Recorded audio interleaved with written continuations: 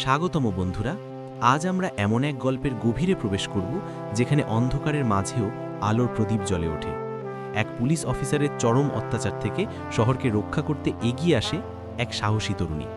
সে কিভাবে এই অন্যায়ের বিরুদ্ধে রুখে দাঁড়ায় আর অত্যাচারের কি পরিণতি হয় তা জানতে পারবেন আজকের গল্পে। তো চলুন আর দেরি না করে শুরু করা যাক আমাদের আজকের অসাধারণ যাত্রা। শহরের কোলাহলপূর্ণ এক রাস্তার মোড়ে বসেছিলেন আশিসবাবু। বয়স প্রায় 60-এর কাছাকাছি, চুল দাড়ি সব সাদা হয়ে গেছে। তিনি ছিলেন একজন প্রবীণ চা বিক্রেতা। তার ছোট্ট চায়ের দোকান কেবল বাঁশের বেড়া আর টিনের চালা দিয়ে তৈরি। তবু প্রতিদিন সকাল থেকে রাত পর্যন্ত বহু মানুষ তার দোকানে ভিড় করত। এক কাপ চায়ের সাথে তাদের গল্প, হাসি আর দুঃখ ভাগ করে নেওয়ার এক প্রিয় জায়গা ছিল আশিসবাবুর দোকান। কিন্তু প্রতিদিন তার মনে এক চাপা ভয় কাজ করত। আজ আবার কি ইন্সপেক্টর রাজীব এসে টাকা চাইবে? রাজীব ছিল শহরের এক থানার ইনচার্জ। আইন রক্ষার পবিত্র দায়িত্ব ছিল তার কাঁধে, কিন্তু সবাই জানত তার আসল পরিচয় একজন নির্দয় চাঁদাবাজ, এক নির্মম অত্যাচারী। রাজীবের স্বভাবই ছিল মানুষকে ভয় দেখানো। সে ছোট ব্যবসায়ীদের কাছে গিয়ে হুমকি দিত, টাকা দিবি না, দোকান বন্ধ করে দেব, কাগজপত্র আছে তো, থানায় নিয়ে গেলে ব্যবসা বাঁচবে না। তার ভয়ে সবাই টাকা দিত, কারোর সাহস ছিল না প্রতিবাদ করার। একবার শহরের এক তরুণ ফল বিক্রেতা প্রতিবাদ করার সাহস দেখিয়েছিল। সেদিন রাজীব দিনের বেলায় সবার সামনে লোকটার গলা ধরে মারতে মারতে রক্তাক্ত করে দিয়েছিল। এরপর আর কেউ টু শব্দ করার সাহস পায়নি। সেই সকালে আশিসবাবু কাঁপা কাঁপা হাতে চায়ের কাপ সাজাচ্ছিলেন। হঠাৎ তিনি দেখলেন কালো রঙের থানার গাড়িটা আসছে। গাড়ি থামতেই মানুষের বুক ধক করে উঠল। কয়েকজন তাড়াহুড়ো করে দোকান গোছাতে লাগল। শিশুরা মায়ের আঁচল আঁকড়ে ধরল ভয়ে। গাড়ি থেকে নামলেন রাজীব। তার পায়ের শব্দ শুনলেই আশেপাশে ব্যবসায়ীরা থরথর করে কাঁপত। রাজীব সোজা এসে দাঁড়ালেন আশিসবাবুর সামনে। এই বুড়ো, টাকা রেডি আছে তো? আশিসবাবু ভীতু গলায় বললেন, স্যার, বাজারে চায়ের দাম অনেক বেড়েছে, এই মাসে খুব কষ্টে চলছে, একটু সময় দেন স্যার। রাজীব গর্জন করে উঠলেন, ওই বুড়ো, সময় দেন মানে কি? আইন মানিস না? আমার চোখের সামনে দাঁড়িয়েছিস, সাহস তো কম না। তারই এক ঝটকায় আশিসবাবুর দোকানের সামনে রাখা চায়ের কিটলি লাথি মেরে ঢেলে দিলেন। গরম চা ছড়িয়ে পড়ল মাটিতে, আর কয়েকজন ক্রেতা আতঙ্কে সরে গেল। আশিসবাবু কাঁপতে কাঁপতে কাঁদতে লাগলেন। এমন ঘটনা শহরে নতুন ছিল না, প্রতিদিনই ঘটত, কিন্তু লোকজন কেবল তাকিয়ে দেখত, কেউ প্রতিবাদ করত না। কারণ সবাই জানত, যদি পুলিশকে কিছু বলা হয় তাহলে রাতে তাদের ঘরে হয়তো মাদক দিয়ে মামলা সাজানো হবে, কিংবা মিথ্যা অভিযোগে হাজতে পাঠিয়ে দেওয়া হবে। শহরটা ধীরে ধীরে নীরব হয়ে যাচ্ছিল, ভয় যেন সবার রক্তে মিশে গিয়েছিল। কিন্তু কেউ জানত না যে এই শহরের বাইরে পাশের এক গ্রামে একজন সাহসী তরুণী আছেন। তিনি খুব শিগগিরই এই অত্যাচারের বিরুদ্ধে দাঁড়াবেন। তিনি শুধু সাধারণ মেয়ে নন, তিনি দেশের একজন নির্বাচিত জনপ্রতিনিধি, এমপি রিনি সুলতানা। সুলতানাকে মানুষ চিনত তার দৃঢ়তা আর সাহসের জন্য। তিনি সবসময় গরিব দুঃখী মানুষের পাশে দাঁড়াতেন। তার বাবা ছিলেন একজন শিক্ষক, সৎ, ন্যায়ের পক্ষে আর ভীষণ পরিশ্রমী মানুষ। মা ছিলেন গৃহিণী, কিন্তু গ্রামের অসহায় মানুষের সাহায্যে সবসময় এগিয়ে আসতেন। এই পরিবেশেই বড় হতে হতে সুলতানা শিখেছিলেন, মানুষের পাশে দাঁড়ানোই জীবনের সবচেয়ে বড় দায়িত্ব। শহরের এই দুঃখজনক খবর ধীরে ধীরে পৌঁছাচ্ছিল তার কানে। একদিন সকালে তিনি গ্রামের প্রাথমিক বিদ্যালয়ে শিশুদের সাথে দেখা করতে গিয়েছিলেন। তখনই পাশের শহর থেকে কয়েকজন ব্যবসায়ী তার কাছে ছুটে এলেন। তাদের মুখে আতঙ্ক, শরীরে ঘাম। আপা, বাঁচান আমাদের, কান্না জড়িত কণ্ঠে বললেন একজন। সুলতানা অবাক হয়ে জিজ্ঞেস করলেন, কি হয়েছে? তারা বলতে শুরু করল শহরের পুলিশ অফিসার রাজীবের অত্যাচারের গল্প। কিভাবে সে ছোট ছোট দোকানিদের কাছ থেকে জোর করে টাকা আদায় করছে, কিভাবে প্রতিবাদ করলে রাস্তায় মেরে রক্তাক্ত করে দিচ্ছে।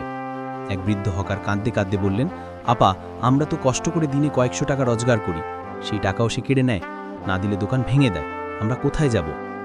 এই কথা শুনে রিনি সুলতানার চোখে আগুন জ্বলে উঠল। তার মুঠো শক্ত হয়ে গেল। তিনি দৃঢ় কণ্ঠে বললেন, না, এটা চলতে দেওয়া যায় না। পুলিশ মানুষের সেবক হওয়ার কথা, আর তারা যদি অত্যাচারী হয়ে ওঠে তবে জনপ্রতিনিধি হিসেবে তাদের জবাবদিহি করতে আমি বাধ্য। সেদিনই তিনি সিদ্ধান্ত নিলেন শহরে গিয়ে সরাসরি বিষয়টা দেখবেন। তার ভেতরের সাহসী মেয়েটি আবার জেগে উঠল। রাতে নিজের ডায়েরিতে তিনি লিখলেন, অন্যায় যখন পুলিশের পোশাক পরে আসে তখন প্রতিবাদ করা শুধু সাহস নয়, দায়িত্ব। এমপি সুলতানা একটি সাধারণ সালোয়ার কামিজ পরে শহরে প্রবেশ করলেন। তিনি সবসময় চাইতেন সাধারণ মানুষের মতো মিশে থাকতে।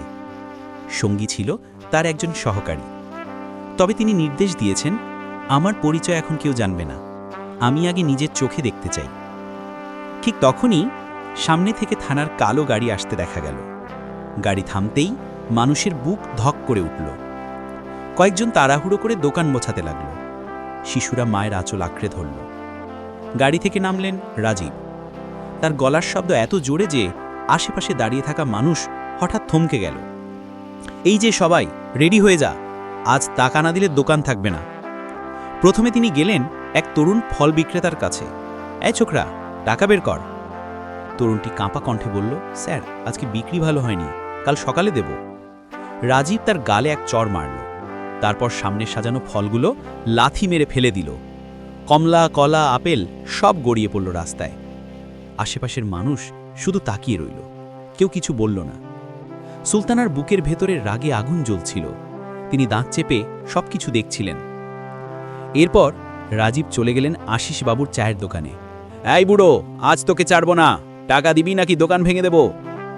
আশিসবাবু কাঁদতে কাঁদতে বললেন, স্যার, এই দোকানই আমার সংসার চালানোর ভরসা, দয়া করে। কথা শেষ হওয়ার আগেই রাজীব তার লাঠি দিয়ে দোকানের টেবিল উল্টে দিলেন। এই দৃশ্য দেখে সুলতানার চুপ থাকতে পারলেন না। তিনি ভিড় ঠেলে সামনে চলে গেলেন। থামুন! তার গলার শব্দ বজ্রপাতের মতো আঘাত হানল। রাজীব ঘুরে তাকালেন।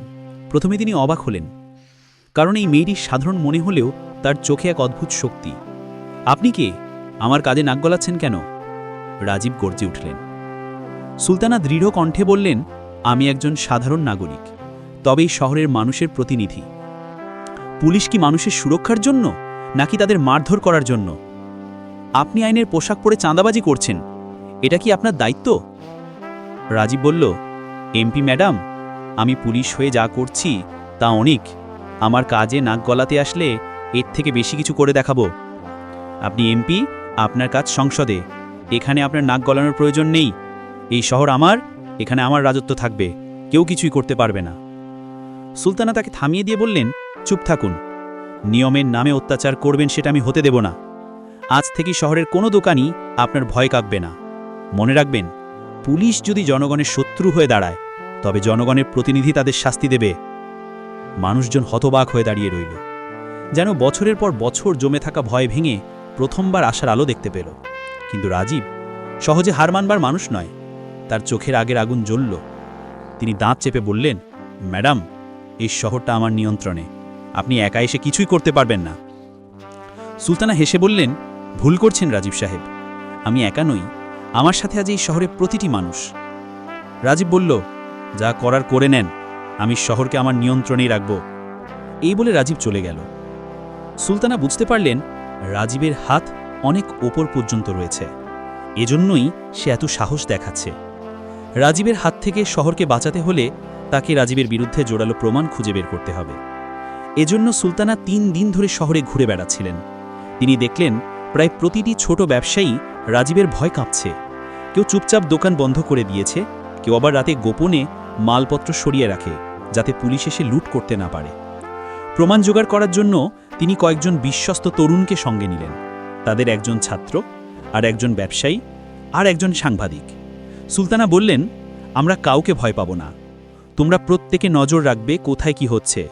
পুলিশের অত্যাচারের ভিডিও, ছবি বা কোনো নথি, যা কিছু পাওয়া যায় সব সংগ্রহ করবে। পরের দিন রাতেই প্রথম সাফল্য মিলল। শহরের মোড়ে একটি ফলের দোকানে পুলিশ টাকা চাইতে এলো। দোকানদার কাঁপতে কাঁপতে কিছু টাকা দিল। রাজীবের মানুষজন টাকা গুনে হাসতে হাসতে চলে গেল।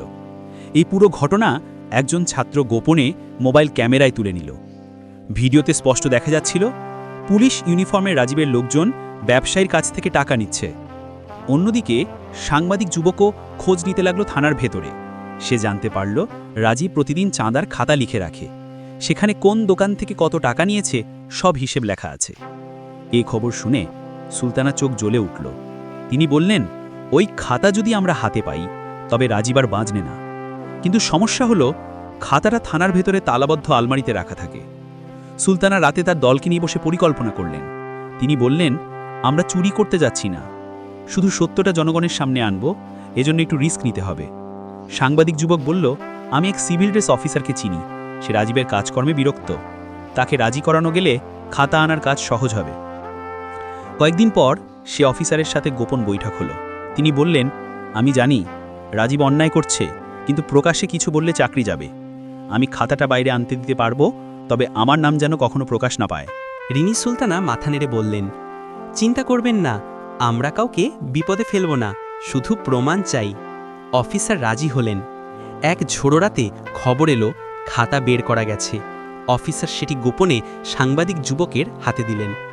খাতা খুলতেই দেখা গেল পাতার পর পাতা লেখা, কোন দোকান থেকে কত টাকা আদায় করা হয়েছে, কোন তারিখে কে দিয়েছে, এমনকি কত টাকা রাজীবের কাছে গেছে, কতটা ভাগে ভাগ হয়েছে, সব কিছু। প্রমাণ হাতে পেয়ে সবাই আনন্দে কেঁদে ফেলল। সুলতানা বললেন, এবার রাজীব আর বাঁচবে না, এই খাতা জনতার অস্ত্র হয়ে উঠবে। কিন্তু খবর দ্রুত ছড়িয়ে পড়ল যে খাতাটা নেই। রাজীব ভীষণ ক্ষেপে গেল। সে চিৎকার করে বলল, এই খাতা যদি প্রকাশ হয় আমার শেষ। এখন সময় এসেছে সুলতানাকে শেষ করার। খাতা হারানোর পর রাজীব দিশাহারা হয়ে গেল।